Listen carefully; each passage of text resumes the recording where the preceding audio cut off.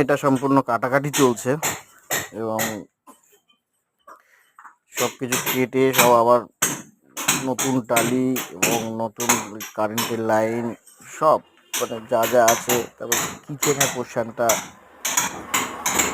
সবটাই আমরা নতুন করে আবার করব। ফ্ল্যাটটা পুরনো ছিল,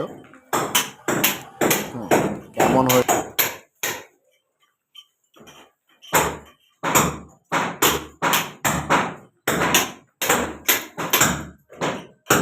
দাদু মোটাল কেবিলের তারটা এখান থেকে আসছে দাদু, কেবিলের তারটা এখান থেকে যাচ্ছে, তাহলে ওটা কাটুনি এখনো, তাই তো? হ্যাঁ ঠিক আছে।